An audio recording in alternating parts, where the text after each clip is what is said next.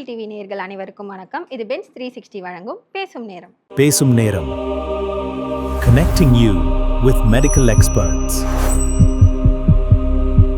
Smoking is injurious to health இப்படின்றத விளம்பரத்தில் பார்த்துருப்போம். கவர்மெண்ட்ஸ் நிறைய விழிப்புணர்வு கொடுத்துருப்பாங்க. அந்த சிகரெட் பேக்கில் கூட இந்த வார்த்தைங்க இருக்கும். சினிமாவில் இந்த மாதிரி சீன்ஸ் வரும்போது அந்த வாசகம் இல்லாமல் அந்த சீன் இடம்பெறக்கூடாதுன்னு சொல்கிறாங்க. ஏன் இந்த அளவுக்கு ஸ்மோக்கிங்கை அலர்ட் பண்ணுறாங்க? ஏன்னா புகையிலை பிடிக்கிறதுனால அந்த அளவுக்கு உடல் பாதிப்பு அடையும். அது தெரிஞ்சும் மக்கள் அதை விடாமல் பயன்படுத்திட்டு இருக்காங்க. ஸோ புகையிலை பிடிக்கிறதால ஏற்படுற பாதிப்புகள் என்னென்ன, அதுலேருந்து எப்படி நம்மளை தற்காத்துக்கிறது, இப்படி பற்றி பேச தான் இன்னைக்கு நம்ம கூட ஜாயின் பண்ணியிருக்காரு நுரையீரல் நிபுணர் doctor Balamurugan sir. Hello doctor, welcome to our show. எப்படி இருக்கீங்க? நல்லா இருக்கம்மா டாக்டர். இப்போ எங்களுக்கு வர டாக்டர்ஸ் எல்லாருமே சொல்கிறது என்னென்னா, இப்போ ஒரு சாதாரண ஒரு மூச்சு திணறலேருந்து கேன்சர் வர்றதுக்கு காரணமாக இருக்கிறது ஸ்மோக் பண்ணுறது. அதாவது அவங்களுக்கு தான் அதிக பாதிப்பு வரும் அப்படின்னு சொல்கிறாங்க. அப்போ அந்த ஸ்மோக்கிங் வந்து அந்த அளவுக்கு பெரிய ப்ராப்ளமா? அது எந்த அளவுக்கு உடம்பை பாதிக்குது டாக்டர்? கண்டிப்பாக ஸ்மோக்கிங் வந்து ரெண்டு விஷயம். ஒன்று அவங்களுக்கு மட்டும் பாதிப்பு இல்லை, அவங்கள சுற்றி இருக்கவங்களுக்கும் பாதிப்பு வரும். ஸ்மோக்கிங் வந்து உடம்புல இருக்கிற ஒவ்வொரு பாகத்தையும் ஒவ்வொரு செல்லையும் பாதிக்கும். எந்த பக்கத்தில் அதிகமாக பாதிக்குதுன்றதை பொறுத்து தான் அவங்களுக்கான நோய் அறிகுறிகள்லாம் வரும். முக்கியமாக நுரையீரல் தவிர்த்து நீங்கள் மற்றது பார்த்தீங்கன்னா முதல்ல வர்றது பசி இல்லாதது.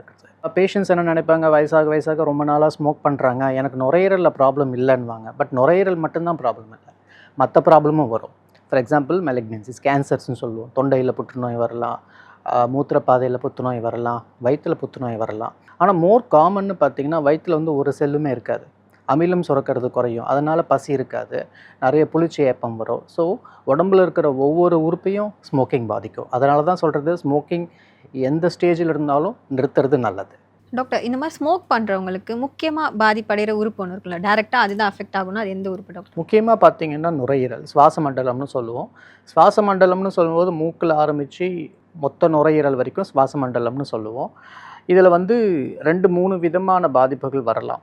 முதல் முக்கியமான விஷயம்னு பார்த்தீங்கன்னா நோய் எதிர்ப்பு சக்தி குறைச்சிடும். அதுதான் மெயின் விஷயம். அதில் ரெண்டாவது, ரொம்ப நாளாக ஸ்மோக் பண்ணுறவங்களுக்கு நாள்பட்ட நுரையீரல் அழற்சி நோய்னு சொல்லுவோம். அதாவது COPD, chronic obstructive pulmonary disease, அது வர்றதுக்கான வாய்ப்புகள் ரொம்ப அதிகமாக இருக்குது. மூணாவது ஆப்வியஸ்லி புற்றுநோய் வந்து சுவாச மண்டலத்தில் மட்டும் இல்லாமல் மற்ற எல்லா இடத்துலையும் வரும். முக்கியமாக வாய் புற்றுநோய், நுரையீரல் புற்றுநோய்க்கான உலக மொத்தத்துலையும் பார்த்திங்கன்னா 80% ஸ்மோக் பண்ணுறதுனால வர்றது தான்.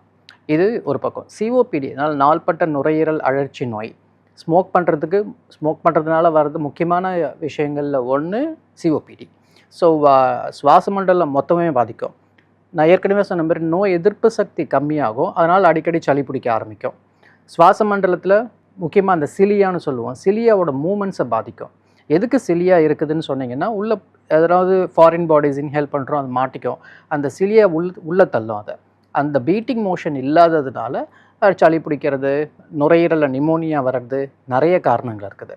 ஸோ ஜென்ரலாக பார்த்தீங்கன்னா நுரையீரல் தான் முக்கியமான உறுப்பு ஸ்மோக் பண்ணுறதுனால பாதிக்கிறது. நுரையீரலில் COPD, கேன்சர்ஸ், மற்றபடி அடிக்கடி இன்ஃபெக்ஷன்ஸ் வர்றது, இது எல்லாமே முக்கியமான விஷயம். அடுத்தது மற்ற எந்த உறுப்புலாம் டாக்டர்? மற்ற உறுப்புகள் பார்த்திங்கன்னா நான் ஏற்கனவே சொன்ன மாதிரி நிறைய இருக்கும். ஸ்மோக்கிங் வந்து ரத்தத்துக்குள்ளார ரத்த நாளங்களை சுருக்கிடும், ஒன்று. ரெண்டாவது, ரத்த நாளங்களில் கொலஸ்ட்ராலை படிய வைக்கும். அதனால் ரத்த நாளங்கள் எங்கெல்லாம் இருக்குதோ அங்கெல்லாம் பாதிப்பு வரும். முக்கியமாக பார்த்திங்கன்னா இருதயம், மயோகார்டியல் இன்ஃபாக்ஷன், ஹார்ட் அட்டாக்ஸ்னு சொல்லுவோம், அதனால் வரும். காலில் இருக்கிற ரத்த ஓட்டத்தை பாதிக்கிறதுனால த்ரோம்போ ஆன்ஜைட்டிஸ்னு வரும். கால்லாம் உங்களுக்கு ரத்த ஓட்டமே இல்லாமல் வலிக்க ஆரம்பிக்கும், காலை எடுக்க வேண்டிய அளவுக்கு கூட நிறைய பேருக்கு வரும். முக்கியமான மூணாவது விஷயம் பிரெயின், ரத்த கசிவு வரும், ரத்த ஓட்டம் தடப்படுறதுனால அவங்களுக்கு ஸ்ட்ரோக் வரும், பக்கவாதம் வரும். ஸோ இது எல்லாமே ஸ்மோக் பண்ணுறதுனால வர விளைவுகள் தான் டாக்டர். அது மாதிரி இந்த ஸ்மோக் பண்ணுறவங்க இந்த பப்ளிக் பிளேஸில் ஸ்மோக் பண்ணுவாங்கல்ல, நம்ம அவங்கள போயிட்டு வேணாம் பண்ணாதீங்க எங்கே அப்படின்னு சொல்லும்போது சொல்லுவாங்க, உங்களுக்கு என்ன பிரச்சனை, எனக்கு தானே பிரச்சனை அப்படின்னு சொல்லும்போது, இந்த மாதிரி ஸ்மோக் பண்ணுறதால அவங்களுக்கு மட்டும்தான் பாதிப்பா இல்லை சுற்றி இருக்கிறவங்களுக்கு எந்த அளவுக்கு பாதிப்பு டாக்டர்? ஆக்சுவலி பார்த்திங்கன்னா பப்ளிக் பிளேசஸில் ஸ்மோக்கிங் வந்து பேண்ட் இன் இந்தியா. பட் ஆனால் நீங்கள் சொன்ன மாதிரி அதை யாரும் கேள்வியும் கேட்குறது கிடையாது. பட் ஓவராலாக பார்க்கும்போது நான் ஸ்மோக்கிங்கை வந்து நான் 2-3 விதமாக நான் சொல்லுவேன். ஒன்று ஆக்டிவ் ஸ்மோக்கிங், இன்னொன்று பேசிவ் ஸ்மோக்கிங், மூணாவது சைட் ஸ்ட்ரீம் ஸ்மோக்கிங். வித்தியாசங்கள் என்னென்னு பார்த்தீங்கன்னா, ஆக்டிவ் ஸ்மோக்கிங்னா ஒருத்தங்க வந்து சிகரெட்டை இழுத்து மூச்சு வெளியில் விடுறாங்க. சிகரெட்டுக்கு பார்த்தீங்கன்னா கிட்டத்தட்ட 6000-லேருந்து 7000 சப்ஸ்டன்சஸ் உள்ளே இருக்குது. ஒவ்வொரு சிகரெட்லேயும், ஒவ்வொரு பஃப்லேயும் 6000-லேருந்து 7000 தீங்கு விளைவிக்கக்கூடிய பொருட்கள் உள்ளே இருக்குது. அது மட்டும் இல்லாமல் கார்சினோஜென்ஸ்னு சொல்லுவோம், கிட்டத்தட்ட 70-லேருந்து 80 விதமான கார்சினோஜென்ஸ் இருக்குது. ஸோ இதனால் கண்டிப்பாக புற்றுநோய் வர்றதுக்கான வாய்ப்புகள் அதிகம். ஸோ ஆக்டிவ் ஸ்மோக்கர்னும் போது அவங்க இழுக்கிறாங்க, மூச்சு வெளியில் விடுறாங்க, இத்தனை ப்ராப்ளம் அது உள்ளே போய் படிஞ்சிடும். அதனால தான் நான் சொன்ன ப்ராப்ளம் எல்லாம் வரும் அவங்களுக்கு. இது ஆக்டிவ் ஸ்மோக்கிங். பேசிவ் ஸ்மோக்கிங் அப்படின்னிங்கன்னா அவங்க புகையை இழுத்து வெளியில் விடும்போது பக்கத்தில் இருக்கவங்க சுவாசிச்சாங்கன்னா அவங்க பேசிவ் ஸ்மோக்கர். அதனால தான் பொது இடம் மட்டும் இல்லை, வீட்டுக்குள்ளாரே ஸ்மோக் பண்ணாங்கன்னா கூட ஒரு கணவன் ஸ்மோக் பண்ணுறாருன்னா மனைவி குழந்தைங்களுக்கும் ப்ராப்ளம் வரும். அவங்க எல்லாம் பேசிவ் ஸ்மோக்கர்ஸ். சைட் ஸ்ட்ரீம் ஸ்மோக்கிங்னு ஒன்று இருக்குது. அதாவது சிகரெட்டை கையில் வச்சுருக்குறாங்க, ஆனால் சுவாசிக்க மாட்டேன்றாங்க. அந்த சிகரெட்லேருந்து வர புகையை மற்றவங்க சுவாசிச்சாங்கன்னா டைரெக்டாக அது வந்து சைட் ஸ்ட்ரீம் ஸ்மோக்கிங். ஸோ அது ஸ்மோக் பண்ணுறவங்களுக்கு அவங்களுக்கு மட்டும் ப்ராப்ளம் கிடையாது, அதனால் மற்றவங்களுக்கும் ப்ராப்ளம் வரும். அவங்களுக்கும் ஸ்மோக் பண்ணுறவங்களுக்கு வர அதே ப்ராப்ளம் வரும். நோய் எதிர்ப்பு சக்தி குறையும். அது மட்டும் இல்லாமல் புற்றுநோய் வர்றதுக்கான வாய்ப்புகள் நிறைய இருக்குது. இந்தியாவை பொறுத்த வரைக்கும் ஒரு என்டைட்டி வந்து நான் ஸ்மோக்கிங் சிஓபிடின்னு சொல்லுவோம். அதாவது சிஓபிடி நாள்பட்ட நுரையீரல் அழற்சி நோய் ஸ்மோக் பண்ணாததுனால. காரணங்கள்னு பார்த்திங்கன்னா நம்ம ஊரில் முக்கியமாக பெண்கள் கிராமத்துலலாம் இந்த விறகு அதெல்லாம் எரிப்பாங்க, அதனால் வரும். ரெண்டாவது முக்கியமான காரணம் பேசிவ் ஸ்மோக்கிங். ஸோ இந்தியாவை பொறுத்த வரைக்கும் பெண்களுக்கு சிஓபிடி வருதுன்னா அதுக்கு ஒரு முக்கியமான காரணம் அவங்க பேசிவ் ஸ்மோக்கர்ஸாக இருக்கிறது தான். இது ஒரு விதம்.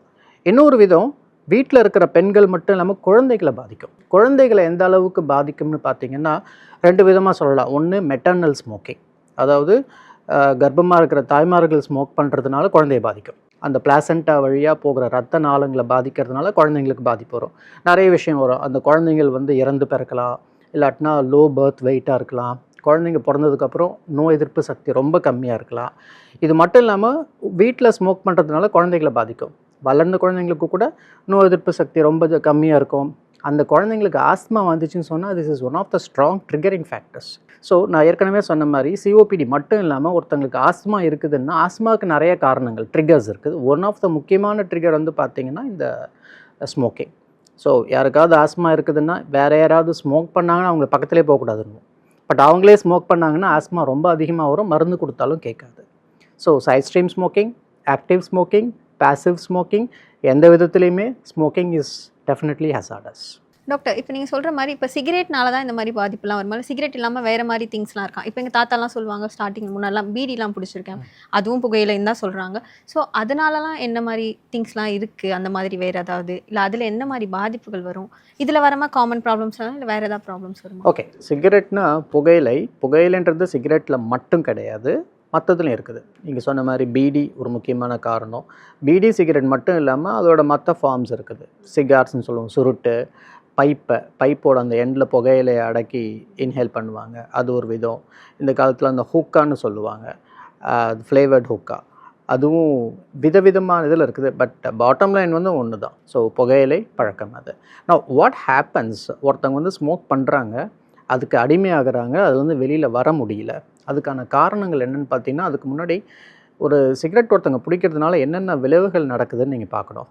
அவங்க இன்ஹேல் பண்ணுறாங்க. சிகரெட்டில் நான் சொன்ன மாதிரி கிட்டத்தட்ட 7000 விதமான சப்ஸ்டன்சஸ் இருக்குது. அண்ட் நான் சொன்னது 70 80 விதமான கார்சினோஜன்ஸ் இருக்குது. அதில் முக்கியமான பொருள்னு பார்த்தீங்கன்னா நிக்கோட்டின் ஒருத்தவங்க இன்ஹேல் பண்ணுறாங்கன்னா அந்த நிக்கோட்டின் செகண்ட்ஸில் வந்து பிரெயினுக்கு போகும். பிரெயினுக்கு ரத்த நாளங்கள் மூலமாக போகிறதுனால அங்கே போயிட்டு டோப்பமைன் அப்படின்ற ஒரு திரவத்தை சுரக்கும். அதில் டோப்பமைன் ஒரு சப்ஸ்டன்ஸ். அது டோப்பமைன் சப்ஸ்டன்ஸை சுரக்கிறதுனால அது வந்து ஒரு சார்ட் ஆஃப் அ வெல்பீயிங்கை கொடுக்கும். ஒருத்தருக்கு ஸ்மோக் பண்ணுறவங்களுக்கு தே ஃபீல் பெட்டர், அவங்களோட ஆக்டிவிட்டி லெவல்ஸ் அதிகமாக இருக்கும், தே ஃபீல் ரொம்ப எனர்ஜியாக இருக்கிற மாதிரி அவங்க ஃபீல் பண்ணுவாங்க. ஸோ இதெல்லாம் பண்ணிகிட்டு இருக்கிறதுனால தே ஸ்லோலி பிகம் அடிக்டட். நவ் என்ன நடக்குதுன்னா, இன்றைக்கி வந்து ஒரு அமௌண்ட் ஆஃப் டோப்பமைன் சுரக்குது ஒரு சிகரெட்னால, ஒரு வாரம் ஆகுது. அதுவே 2 சிகரெட் இல்லை 3 சிகரெட் பிடிச்சா தான் அந்த அளவுக்கான டோப்பமைன் சுரக்கும். அதனால தான் ஸ்மோக்கிங்கை இன்க்ரீஸ் பண்ண ஆரம்பிக்கிறாங்க. அதுலேருந்து வெளியில் வர முடியாது. வெளியில் வர ஆரம்பித்தாங்கன்னா சம்திங் கால்ட் அஸ் அ கிரேவிங்னு சொல்லுவோம், வித்ட்ரால் சிம்டம்ஸ். நான் ஸ்மோக்கிங்கை நிறுத்தணும்னு ஒருத்தர் டிசைட் பண்ணிட்டு நிறுத்துறாரு. நிறுத்துறதுனால டோப்பமைன் முன்ன பின்ன சுரக்க ஆரம்பிக்கும், இல்லை சுரக்கவே சுரக்காது. அந்த வெல்பீயிங் போகிறதுனால ஆட்டோமேட்டிக்காக அவங்க வந்து திருப்பியும் சிகரெட்டுக்கு போவாங்க. இது ஒரு விஷயம். நவ் டிஃப்ரென்சஸ் பார்த்தீங்கன்னா, bidi for example, bidi and cigarette எடுத்துக்கோங்க. சிகரெட்டில் நிக்கோட்டின் இருக்குது, அடிக்ஷன் பொட்டென்ஷியல் அதிகம். புகையில் எரியுதுன்னும் போது அந்த டாராக மாறும், டார் கண்டென்ட். ஸோ பீடியில் வந்து டார் கண்டென்ட் அதிகம்.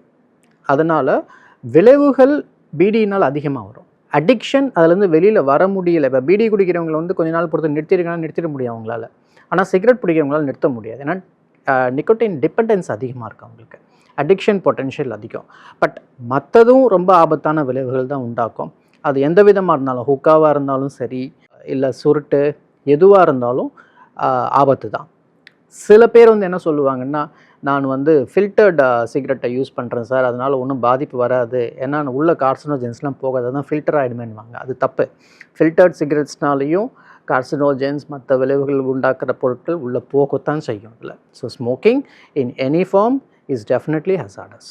டாக்டர், இப்போ இந்த ஸ்மோக் பண்ணுறாங்கல்ல, முன்னாடிலாம் வந்து ஸ்மோக் பண்ணுறதுனா தப்புன்னு தெரியும், அதனால் சின்ன பசங்க பெண்கள்லாம் அதை தொடவே மாட்டாங்க. இப்போ ஆனால் பார்த்தீங்கன்னா சின்ன பசங்க எந்த ஏஜில் ஸ்டார்ட் பண்ணுறாங்கன்னே தெரிய மாட்டேங்குது, நம்ம பெண்களும் அதை பிடிக்க ஆரம்பிக்கிறாங்க. இந்த ஸ்மோக் பண்ணுறது எங்கே ஸ்டார்ட் ஆகுதுன்னு நினைக்கிறீங்க? 2 விதமாக அதுக்கான பதிலை சொல்லுவேன். ஒன்று வந்து பார்த்திங்கன்னா, சின்ன வயசில் ஸ்டார்ட் பண்ணுறதுக்கு ஒரு முக்கியமான காரணம் பியர் ப்ரெஷர். பியர் ப்ரெஷர்னால் சுற்றி இருக்கிறவங்கள வந்து தூண்டி விடுவாங்க. நிறைய காரணங்களால் என்னென்னா, ஒரு மேன்லியாக இருக்கும் ஸ்மோக் பண்ணுறது, அந்த மாதிரி ஆரம்பிப்பாங்க. இதுவே பார்த்திங்கன்னா அவங்களோட ஃபேவரட், ஃபார் எக்ஸாம்பிள் ஒரு ஃபேவரட் ஹீரோ ஒரு ஃபேவரட் பர்சன் ஸ்மோக் பண்ணுறாங்க, ஸோ அதனால் இவங்களுக்கும் வந்துடும். அதில் ஒன்ஸ் பழக ஆரம்பிச்சிட்டாங்கன்னா அது அப்படியே பிடிச்சிக்கும். இது ஒரு விதம் பியர் ப்ரெஷர்னால். மோஸ்ட்லி எனக்கு தெரிஞ்ச ஒரு 60-70% மாதிரி பியர் ப்ரெஷர்னால் ஆரம்பிக்கிறது தான். மீதி பார்த்திங்கன்னா அடல்ட்ஸில் வந்து ஒரு தப்பான அபிப்பிராயம் இருக்குது. அதாவது நான் வந்து மென்டல் ஸ்ட்ரெஸ்ஸாக இருக்கேன், ஒரு பர்டிகுலர் ஸ்ட்ரெஸ் ரொம்ப அதிகமாக இருக்குது, ஸோ நான் அதை மறக்கிறதுக்காக நான் ஸ்மோக் பண்ணுறேன். குடிப்பழக்கம் அதே மாதிரி தான். நான் அதை மறக்கிறதுக்காக நான் வந்து ஸ்மோக் பண்ணுறேன் அப்படின்னு நினச்சிக்குவாங்க. அதில் ஒரு துளி கூட உண்மை கிடையாது. நீங்கள் வந்து ஒரு ப்ராப்ளம் இருக்குது, அந்த ப்ராப்ளத்தை மறக்கிறதுக்காக நான் ஸ்மோக் பண்ணுறேன்னு சொன்னீங்கன்னா, ஸ்மோக் பண்ணி முடிச்சதுக்கப்புறம் ப்ராப்ளம் மறைய போகிறது கிடையாது, அப்படியே தான் இருக்க போகிறது. ஸோ இது அவங்களா ஏமாற்றிக்கிறது. என்னென்னா டோபமைன் லெவல்ஸ் நான் சொன்ன மாதிரி கொஞ்சம் அதிகமாகிறதுனால டெம்பரரியாக மேபி கொஞ்சம் நேரத்துக்கு அது மாதிரி இல்லாமல் இருக்கலாம், பட் முன்னையோட அதிகமாக வரும் ஸ்மோக் பண்ணி முடித்தாங்கன்னா. ஸோ ஒன்ஸ் அந்த ஸ்மோக் பண்ணுறாங்கன்னு போது அதுலேருந்து ஆட்டோமேட்டிக்காக வெளியில் அவங்களால வர முடியல. அதுக்கான காரணம் நான் சொன்னேன், டோபமைன் ப்ராப்ளம்லாம் இருக்கிறதுனால அவங்களால அதுலேருந்து வெளியில் வர முடியாது. இப்படி தான் மோஸ்ட்லி ஆரம்பிக்குது. பியர் ப்ரெஷர் தான் முக்கியமான காரணம் அவங்க ஆரம்பிக்கிறதுக்கு, விட முடியாமல் இருக்கிறதுக்கு. டாக்டர், அது மாதிரி இப்போ முன்னாடிலாம் பெண்கள் வந்து இப்போ வீட்டில் யாராவது ஸ்மோக் பண்ணாவே அதுக்கே தடுப்பாங்க, இந்த மாதிரிலாம் பண்ணாதீங்க அப்படின்னு. ஆனால் இப்போ இந்த ஜென்ரேஷனில் பார்த்தீங்கன்னா இப்போ பெண்களே ஸ்மோக் பண்ண ஆரம்பிச்சிட்டாங்க. இது எந்த அளவுக்கு பெண்களோட உடல் நலத்தை பாதிக்குது? ஜென்ரலாக பார்த்தீங்கன்னா நோய் எதிர்ப்பு சக்தி பெண்களுக்கு வேகமாக குறைய ஆரம்பிக்கும் அவங்க ஸ்மோக் பண்ணுறதுனால. ஒன்று. ரெண்டாவது, அவங்களுக்கும் ஆக்டிவ் பேசிவ் ஸ்மோக்கிங் எல்லாமே வரும். ஆண்களுக்கு வரக்கூடிய அத்தனை ப்ராப்ளமும் பெண்களுக்கும் வரும். புத்துநோய், நோய் எதிர்ப்பு சக்தி குறையிறது, ஈவன் ஃபீமேல்ஸ்க்கு சிஓபிடி வர்றது எல்லாமே வரும். இன் அடிஷன் டு தட் பார்த்திங்கன்னா, ஒரு ஃபீமேல் ஸ்மோக் பண்ணுறாங்கன்னா வீட்டில் குழந்தைங்க இருக்குது, அந்த குழந்தைங்க மோஸ்ட்லி அம்மாவோட தான் இருக்கும். குழந்தைங்களுக்கு வர்றதுக்கான வாய்ப்புகள் அதிகம். நோய் எதிர்ப்பு சக்தி குறையும், அடிக்கடி சளி பிடிக்கிறதுக்கு ஒன்று. ஸோ நான் ஜென்ரலாக என்ன சொல்லுவேன்னா, பேஷண்ட்ஸ் வந்து சொல்லுவாங்க, நான் வெளியில் தான் ஸ்மோக் பண்ணுறேன், நான் வீட்டுக்குள்ளெல்லாம் ஸ்மோக் பண்ணுறதே கிடையாது, எனக்கு என் பசங்க மேலே ரொம்ப அக்கறை இருக்குது, நான் பண்ண மாட்டேன் அப்படின்வாங்க. அது ரொம்ப தப்பு. ஒருத்தவங்க வந்து கடைசி சிகரெட்டில் கடைசி பஃப் ஸ்மோக் பண்ணினதுக்கு அப்புறம் கிட்டத்தட்ட 6 மணி நேரம் வரைக்கும் அந்த கார்சினோஜன்ஸ் அவங்க பேசும்போது வெளியில் வரும். ஸோ லாஸ்ட்டு சிகரெட் பிடிச்சிட்டு 6 மணி நேரத்துக்கு வீட்டுக்கு வரக்கூடாது முடியுமான்னு, நாங்கள் வெளியில் தானே ஸ்மோக் பண்ணுறோன்னுவாங்க. அது உண்மை கிடையாது. த சேம் திங் வித் ஃபீமேல்ஸ்க்கும் அதே தான். ஸோ கடைசி சிகரெட்லேருந்து 6 மணி நேரம் வரைக்கும் அந்த ப்ராப்ளம் இருக்கும். ஜென்ரலாக அடுத்த சிகரெட் போக ஆரம்பிப்பாங்க. ஸோ அதை விடவே விடாது. இது பெண்கள் ஸ்மோக் பண்ணுறதுனால வர்றது. ரெண்டாவது விஷயம், பெண்கள் வந்து கர்ப்பமாகறாங்க. நான் ஏற்கனவே சொன்ன மாதிரி வயிற்றில் இருக்கிற குழந்தைக்கு அந்த ப்ராப்ளம் வரும். ரத்த நாளங்களை பாதிக்கும், பிளாசண்டா வழியாக இந்த ப்ராப்ளம்லாம் போகும்.